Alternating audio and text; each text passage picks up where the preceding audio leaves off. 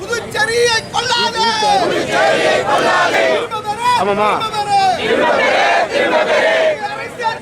மக்களின் வரி பணத்தில் உருவான மின்துறையை திரும்ப பெற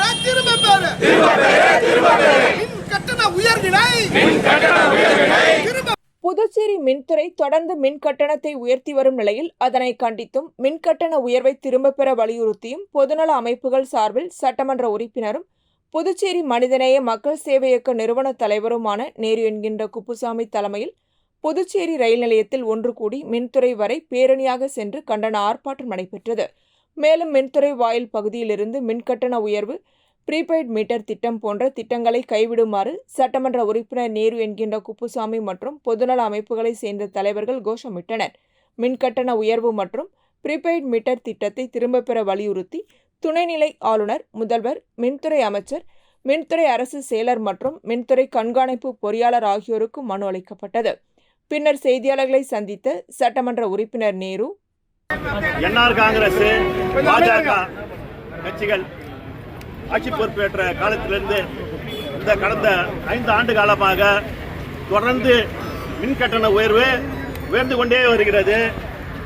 அதே நேரத்தில் இந்த அரசு இலவசங்களை அள்ளி கொடுப்பதாக கூறிக்கொண்டு பல வகைகளில் மின்கட்டணம் உட்பட பல துறைகளில் மறைமுக வரிகளை போட்டு மக்களை வஞ்சித்துக் கொண்டு இருக்கிறார்கள்.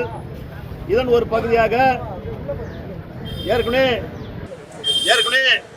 1000 ரூபா மின்கட்டணம் செலுத்திய குடும்பம், நடுத்தர குடும்பம் இன்னைக்கு 3000 ரூபாய்க்கு மேல மின்கட்டணம் கடந்த 5 ஆண்டுகளில் கட்ட வேண்டிய சூழ்நிலை வந்துடுச்சு. ஏன்னு கேட்டீங்கன்னா இன்னைக்கு மக்களுக்கு ஒரு அத்தியாவசிய பொருட்கள், அதாவது electric cooker, induction stove, washing machine, AC, fridge, TV இப்படி போன்ற பொருட்களை மக்களை அதிகம் யூஸ் பண்ற நிலைமை. ஏன்னா இன்னைக்கு நவீன காலத்துல இதெல்லாம் அத்தியாவசியமான இருக்குது. இதை இந்த மின்துறை பயன்படுத்தி கொண்டு மக்களை வஞ்சிக்கிற சைடு இந்த மின்கட்டணம் மூலமாக கொள்ளையடித்து கொண்டு இருக்கிறாரு. ஏன்னா இதெல்லாம் அவங்களால யூஸ் பண்ணாம இருக்க முடியாது. அப்படிப்பட்ட இல்லை, அதை பயன்படுத்தி இந்த மின்துறையானது, இந்த அரசும் மக்களை அந்த மின்கட்டணம் மூலமாக அவங்களுடைய பணத்தை கொள்ளையடிச்சுட்டு இருக்கிறாங்க. அதே நேரத்தில் பார்த்தீங்கன்னா இன்னைக்கு அரசு துறைகளில் வசூலிக்க வேண்டிய, அதாவது 269 கோடி நிலுவைத் தொகையை வசூலிக்கல. அதே போல உள்ளாட்சி துறைகள்ல 195 கோடி ரூபாய் வசூலிக்காம இருக்கிறாங்க. இதெல்லாம் வேஸ்டேஜ்லாம் மக்கள் தலையில திணிக்கிறாங்க. அந்த மின் திட்டம்லாம் தடுக்கக்கூடிய மின்துறை தடுக்காம இந்த செலவினம்லாம் மக்கள் தலையில கழிக்கிறதுனால இன்னைக்கு கட்டண உயர்ந்து கொண்டே இருக்கிறது. கேட்டாக்கா கோவால இருந்து அந்த மின் பகிர்மான கழகம் நம்மளுக்கு வழிகாட்டுதல் பண்றாங்கன்னு. நீங்க இதெல்லாம் செஞ்சீங்கன்னாக்கா இந்த செலவெல்லாம் இதெல்லாம் ஈடுகட்டிட்டு மக்களுக்கு உண்டான இந்த மின்கட்டணத்துக்கு தேவையான வரியை மட்டும் போட்டால் பரவாயில்ல, மறைமுக வரிகள் அதிகமாக போடுறாங்க. அதாவது கனெக்டட் லோட் சார்ஜ், சர்சார்ஜ் இப்படிலாம் போட்டு மக்கள்கிட்ட அவ்வளோ பணத்தையும் வாங்கிக்கிறாங்க. இன்னைக்கு பார்த்தீங்கன்னாக்கா ரெவன்யூ ரெக்கவரி ஆக்ட்னு ஒன்று மின்துறையில் இருக்குது. அந்த ரெவன்யூ ரெக்கவரி ஆக்ட் பிரிவு செயல்படாமல் ஒரு தன்மையில் இருக்கிறதுனால 1077 கோடி ரூபா இன்னைக்கு மின்கட்டணம் வசூலிக்காம இவங்க நிலுவையில் வச்சுக்கின்னு இந்த பணத்தெல்லாம் வசூலிச்சாலே நிறையா அவங்களுக்கு சேமிப்பாகும். மக்கள்கிட்ட இந்த மாதிரி அதிக வரியை போட வேண்டிய நிலைமை வராது. அதே நேரத்தில் பார்த்தீங்கன்னாக்கா நம்ம ஒவ்வொருத்தவங்களும் மின் கட்டுமானத்துக்கு, அதாவது மின்துறை நம்ம அப்ளிகேஷன் கொடுத்தாக்கா ஒரு டெபாசிட் வாங்குவாங்க. அந்த டெபாசிட் மட்டும் ஏறக்குறைய 265 கோடி ரூபா வங்கிகளில் இருக்குது. அந்த வங்கிகளில் இருக்கிற பணத்திற்கு உண்டான வட்டியை வாங்கி அந்த நுகர்வோருக்கு பிரிச்சு கொடுத்து அது மூலமா மின்கட்டணத்தை குறைக்கலாம். அதை கூட இந்த துறை செய்யாம இருக்கிறாங்க. இப்படியே பாத்தீங்கன்னாக்கா இன்னைக்கு இன்னொரு புதிய திட்டத்தை கொண்டாடுறாங்க. ஏறக்குறைய 32,000 மீட்டர் நகர பகுதியில் ஸ்மார்ட் மீட்டரை பொறுத்திட்டு இப்ப என்ன செய்யறாங்க, ஏறக்குறைய 365 கோடி ரூபா இன்னைக்கு இந்த ப்ரீபெய்ட், அதாவது ஸ்மார்ட் மீட்டர் வாங்குறதுக்கு பணம் ஒதுக்கிறாங்க. பணம் ஒதுக்குறது இல்லாம அதை ஒரு தனியார் நிறுவனத்தை ஒப்படைச்சு ஏறக்குறைய 90 மாசத்துல அதை இம்ப்ளிமெண்ட் பண்றதுக்கு டெண்டர் வச்சுக்கிட்டாங்க. இதெல்லாம் எதுக்கு செய்யறாங்கன்னாக்கா வருங்காலத்துல இந்த ஸ்மார்ட் மீட்டர் போட்ட இடத்துலாம் ப்ரீபெய்டா மாத்துறதுக்கு. ப்ரீபெய்டா மாத்தினாக்க உட்காந்த இடத்துல செஞ்சுக்கலாம். ஸ்மார்ட் மீட்டர் போட்ட எல்லா பகுதியிலையும் இப்போ என்ன செய்வாங்க, அதை ப்ரீபெய்டு மீட்டரா மாத்திடுவாங்க. அப்புறம் உட்காந்த இடத்துல செய்யலாம். அது வந்து பெரிய செலவு இல்லை. அதனால இதெல்லாம் செய்துட்டு தனியார்கிட்ட தார வார்க்கிற செயல்ல இந்த மின்துறை ஈடுபட்டு இருக்கிறது. இந்த அரசு அதை ஊக்குவித்து இருக்கிறாங்க. அதனால நம்ம என்ன செய்றோம், இதெல்லாம் நீங்க கலையிலனாக்கா பொதுமக்கள் இன்னைக்கு வந்து உங்களை பார்த்துன்னு இருக்கிறாங்க. இதெல்லாம் வந்து இந்த அரசு கவனத்தில் கொண்டு இந்த மின்துறையும் இந்த அரசும் பொதுமக்களுக்கு உண்டான இந்த பிரச்சனையை தீர்க்கலனாக்கா இந்த பொதுமக்களின் ஆதரவோட தொடர் போராட்டத்தை இந்த அரசு சந்திக்கின்றத இதன் வாயிலாக தெரிவித்துக்கிறேன். நன்றி, வணக்கம்.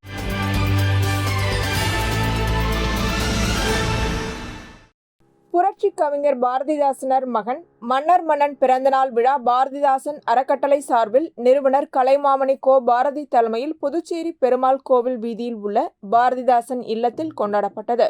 விழாவில் டாக்டர் கலைமாமணி நமச்சிவாயம் மற்றும் தமிழ் அறிஞர்கள், பாவலர்கள், பொதுமக்கள் கலந்து கொண்டு மன்னர் மன்னனின் உருவப்படத்திற்கு மாலை அணிவித்தும் மலர் தூவியும் மரியாதை செலுத்தினர்.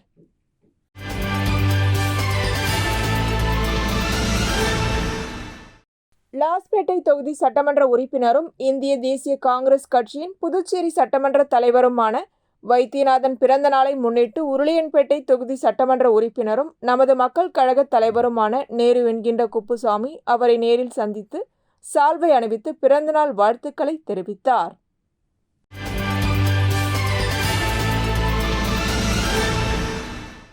உலகம் முழுவதும் உள்ள கிறிஸ்துவர்கள் ஆண்டுதோறும் நவம்பர் 2ஆம் தேதி சகல ஆன்மாக்கள் தினம் எனப்படும் கல்லறை திருநாள் கடைபிடிப்பது வழக்கம். இந்நாளில் அவர்கள் இறந்த தங்களது முன்னோர்கள் மற்றும் உறவினர்களின் கல்லறைக்கு சென்று அவற்றை சுத்தம் செய்து அலங்கரித்து பிடித்த உணவுப் பொருட்களை வைத்து அஞ்சலி செலுத்துவர். அதன்படி புதுவையில் கல்லறை திருவிழா அனுசரிக்கப்பட்டது.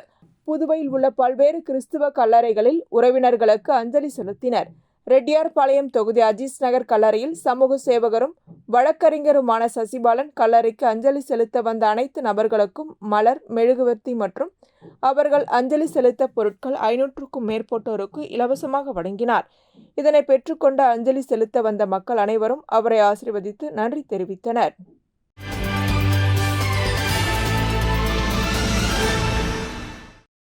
புதுச்சேரி உரிமை மீட்பு கூட்டமைப்பு சார்பில் பல்வேறு இயக்க தலைவர்கள் ஒன்றிணைந்து ஆலோசனை கூட்டம் முருங்கப்பாக்கம் திரௌபதி அம்மன் கோவில் வளாகத்தில் நடைபெற்றது. இந்த ஆலோசனை கூட்டமானது 10 ரூபாய் சட்ட இயக்க நிறுவன தலைவர் ரகுநாதன் தலைமையில் நடைபெற்றது. கூட்டத்தில் புதுச்சேரியை வளர்ச்சி பாதைக்கு கொண்டு செல்லவும் புதுச்சேரி மக்களின் உரிமைகள் காக்கவும் பற்றிய பல்வேறு கருத்துக்கள் இயக்க தலைவர்களால் கலந்துரையாடப்பட்டது.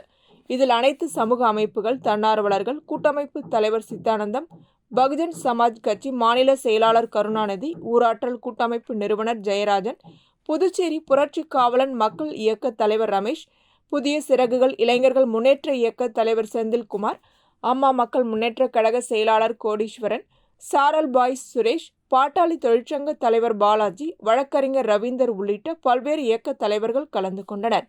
புதுச்சேரியில் ஊழல் செய்பவர்களுக்கு எதிராக ஆதரவுடன் சிபிஐயில் புகார் கொடுப்பது, ஏரி, குளங்கள், நீர்நிலைகளை பாதுகாக்க தவறினால் தொடர்ந்து அதற்காக போராடுவது, மக்கள் உரிமைக்காக தொடர்ந்து குரல் கொடுப்பது உள்ளிட்ட பல்வேறு தீர்மானங்கள் இந்த ஆலோசனை கூட்டத்தில் நிறைவேற்றப்பட்டது.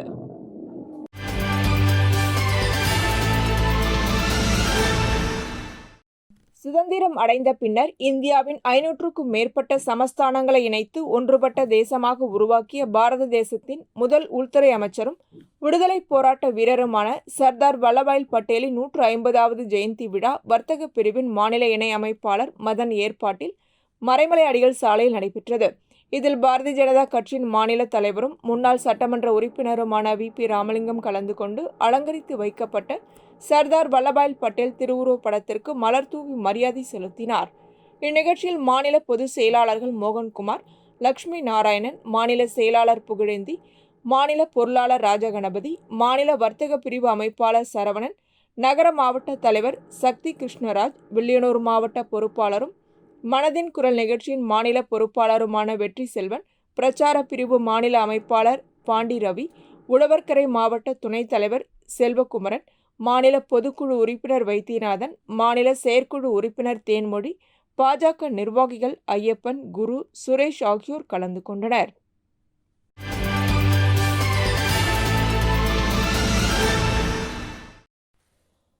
மாநில மற்றும் தேசிய அளவில் பல சாதனைகள் செய்து வரும் Puduvai warriors martial arts academy அரசு அங்கீகாரம் பெற்று 3ஆம் ஆண்டு நிறைவு விழாவை ஒட்டி மாணவ மாணவிகளுக்கு ஒருநாள் கராத்தே பயிற்சி முகாம் நடைபெற்றது.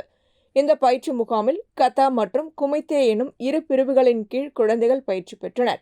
புதுவை வாரியர்ஸ் மார்ஷல் ஆர்ட்ஸ் அகாடமியின் தலைமை பயிற்சியாளர் ஷிகான் ராஜசேகர் குழந்தைகளுக்கு பயிற்சி அளித்தார். முகாமின் நிறைவாக மதர் தெரேசா மேல்நிலைப் பள்ளியின் தாளாளர் பிபின் சார்லஸ் மற்றும் அன்பரசு ஆகியோர் பயிற்சி பெற்ற மாணவ மாணவிகளுக்கு சான்றிதழ்களும் கோப்பைகளும் வழங்கினர். நிறைவாக இவ்வாண்டின் சிறந்த மாணவருக்கான சிறப்பு பரிசை இவ்வாண்டின் கராத்தே போட்டிகளில் அதிக முதற் பரிசு பெற்ற மாணவர் சக்தி சரவணன் வென்றார். இதில் 60க்கும் மேற்பட்ட மாணவ மாணவிகள் மற்றும் பெற்றோர்கள் கலந்து கொண்டனர். நிகழ்ச்சிக்கான ஏற்பாடுகளை மூத்த மாணவ மாணவிகள் சென்சாய் ஜானகிராமன், லக்ஷ்மி, தருண், ஜெயபிரியன், கிருஷ்ண பிரசாத் ஆகியோர் செய்திருந்தனர்.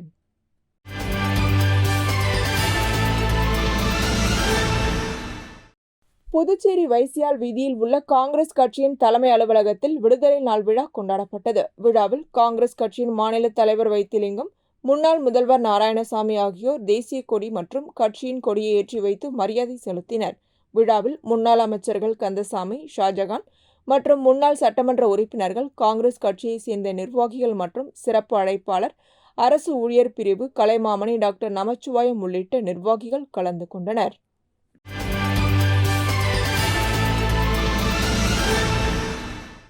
உருளையன்பேட்டை தொகுதி சட்டமன்ற உறுப்பினர் நேரு என்கின்ற குப்புசாமி அவர்களால் புதியதாக துவங்கப்பட்ட நமது மக்கள் கழகம் எனும் புதிய கட்சியின் தலைமை அலுவலக பெயர் பலகையை உருளையன்பேட்டை தொகுதி சட்டமன்ற உறுப்பினரும் நமது மக்கள் கழக தலைவருமான நேரு என்கின்ற குப்புசாமி திறந்து வைத்து கட்சியின் கொடியினை ஏற்றினார்.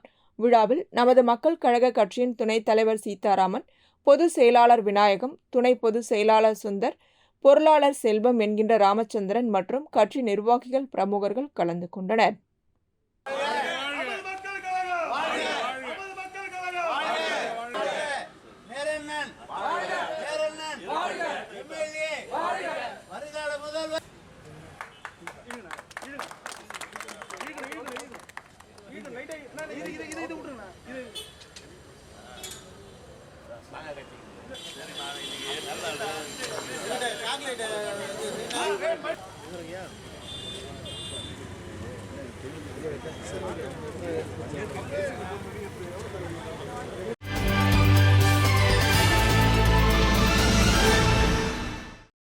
புதுச்சேரியில் ரூபாய் 25.4 கோடி மதிப்பீட்டில் கணபதி செட்டிக்குளம் முதல் சிவாஜி சிலை வரை NH 332A ECR சாலையில் 2786 மீட்டர் RCC வாய்க்கால், 1548 metre RCC jersey type centre மிடினுடன் கூடிய 14 கிலோமீட்டர் தார் சாலை அமைக்கும் பணிக்கு அடிக்கல் நாட்டு விழா சின்ன காலாப்பட்டு புதுவை பல்கலைக்கழக நுழைவாயில் அருகே நடைபெற்றது.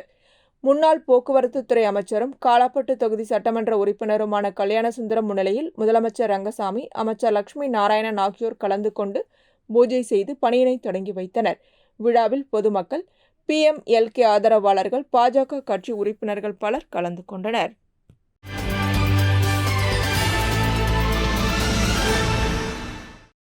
உலகம் முழுவதும் உள்ள கத்தோலிக்க கிறிஸ்தவர்கள் நவம்பர் 2ஆம் தேதியை சகல ஆன்மாக்கள் நினைவு நாளாக கடைபிடிக்கிறார்கள்.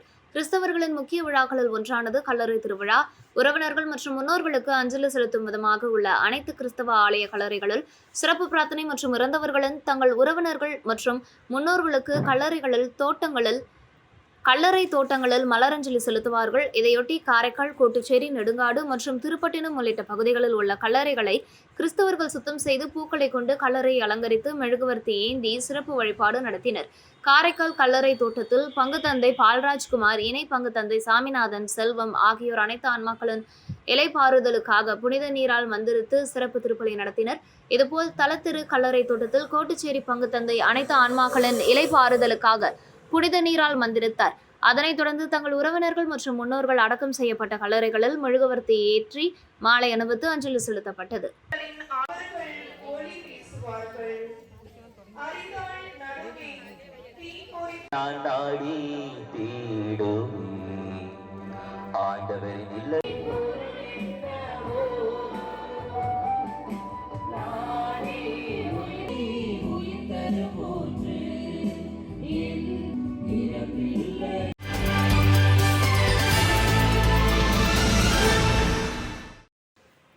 உலகம் முழுவதும் உள்ள கிறிஸ்தவர்களால் நவம்பர் 2ஆம் தேதி கல்லறை திருநாள் அனுசரிக்கப்படுகிறது. இந்த நாளில் கிறிஸ்தவர்கள் தங்கள் முன்னோர்கள் மற்றும் உறவினர்களின் கல்லறைகளுக்கு சென்று சிறப்பு பிரார்த்தனை செய்வார்கள்.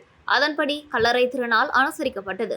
அதன் ஒரு பகுதியாக புதுச்சேரி உழவர்கரை தொகுதி கிறிஸ்தவ கல்லறைகளில் இறந்தவர்களின் நினைவை போற்றும் கல்லறை திருவிழா நடைபெற்றது. இதில் அமமுக மேற்கு மாநில இணை செயலாளர் சமூக சேவகி லாவண்யா மறைந்தவர்களின் ஆத்மா சாந்தி அடைய சிறப்பு பிரார்த்தனை செய்து மூதாதையர்களுக்கு நினைவு அஞ்சலி செலுத்தி திரண்டிருந்த 1000க்கும் மேற்பட்ட பொதுமக்களுக்கு மெழுகுவர்த்தி மற்றும் பூக்களை வழங்கினார். அப்போது அவர் பேசுகையில், மறைந்தவர்களின் நினைவுகள் நம் மனதில் நீங்காமல் இருக்க வேண்டும். அவர்கள் விட்டு சென்ற நற்செயல்களையும் அன்பையும் நினைவு கூர்ந்து தொடர வேண்டும். இன்று நாம் ஏற்றி வைக்கும் ஒவ்வொரு மெழுகுவர்த்தியும் அவர்களின் ஆத்மா அமைதியடைய செய்யும் பிரகாசமான பிரார்த்தனையாகும். மக்கள் தங்கள் வீடுகளில் மறைந்த உறவினர்களின் நினைவை போற்றி அவர்களுக்கு அஞ்சலி செலுத்தும் இந்த உணர்வு பூர்வமான தளத்தில் எனக்கும் வாய்ப்பு கொடுத்ததற்கு நன்றி தெரிவித்தார். மேலும் கல்லறைகளை அலங்கரிக்கும் வகையில் புதுச்சேரிக்கு பெங்களூருவில் இருந்து விதவிதமான வண்ணங்களில் பூக்கள் விற்பனைக்கு கொண்டு வந்து குவிக்கப்பட்டு இருந்தது குறிப்பிடத்தக்கது.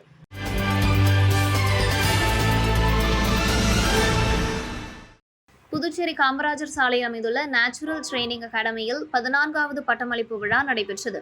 பயிற்சி பெற்ற மாணவ மாணவிகளுக்கு அழகு கலை நிபுணர் செல்வா சுரேஷ் கலந்து கொண்டு சான்றிதழ்களை வழங்கினார். இந்த நிறுவனத்தின் நிறுவனர் ஜெயஸ்ரீ முருகேசன் சிறப்பு விருந்தினர்களை கௌரவித்தார். பிறகு செல்வா சுரேஷ் சிறு உரையாற்றினார். பல்வேறு கருத்துக்களை கூறி மாணவிகளை உற்சாகப்படுத்தினார். பயிற்சி பெற்ற அனைவருக்கும் சான்றிதழ் சிறப்பு விருந்தினரால் வழங்கப்பட்டது. விழாவினை நிறுவனத்தில் நிறுவனர் அனைத்து ஏற்பாடுகளையும் செய்தார். பயிற்சி பெற்ற மாணவிகள் சொந்தமாக பார்லர் ஆரம்பித்துள்ளனர்.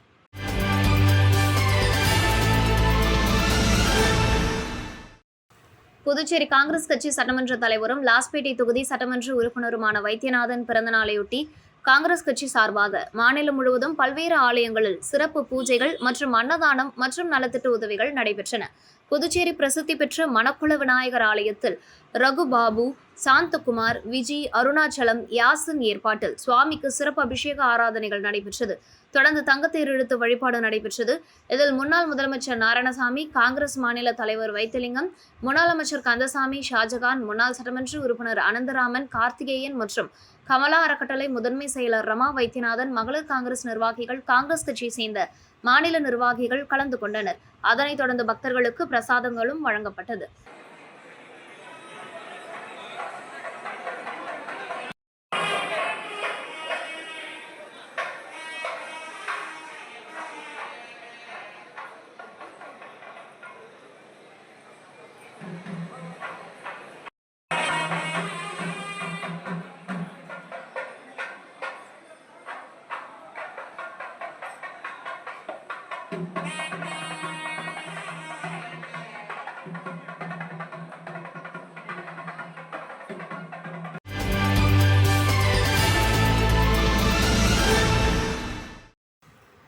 தில்லி மத்திய கண்காணிப்பு ஆணையம் மூலம் அனைத்து மாநிலங்கள் மற்றும் யூனியன் பிரதேசங்களில் லஞ்ச ஒழிப்பு விழிப்புணர்வு வாரம் அக்டோபர் 27ஆம் தேதி துவங்கி கடைபிடிக்கப்பட்டது. அதன் ஒரு பகுதியாக புதுச்சேரி அரசு சுற்றுலாத்துறை மற்றும் பள்ளி கல்வித்துறை சார்பில் 17 வயதிற்குட்பட்ட ஆண்கள் பெண்களுக்கான 5 கிலோமீட்டர் மாரத்தான் போட்டி நடைபெற்றது. கடற்கரை சாலை காந்தி சிலை அருகே துவங்கிய மாரத்தான் போட்டியை சுற்றுலாத்துறை செயலர் மணிகண்டன் கொடியசைத்து துவக்கி வைத்தார். இதில் புதுச்சேரி மற்றும் காரைக்காலை சேர்ந்த 600க்கும் மேற்பட்ட பள்ளி மாணவ மாணவிகள் பங்கேற்றனர். காந்தி சிலை அருகே துவங்கிய மாரத்தான் பழைய சாராய ஆலை, ஓட்டல் அதித்தி, ராஜா திரையரங்கம், கம்மன் கலையரங்கம், ரயில் நிலையம், தீயணைப்புத்துறை மற்றும் டியூப்ளெக்ஸ் சிலை வழியாக காந்தி சிலையில் நிறைவடைந்தது. போட்டியில் வெற்றி பெற்றவர்களுக்கு பரிசு மற்றும் பங்கேற்ற அனைவருக்கும் சான்றிதழ் வழங்கப்பட்டது.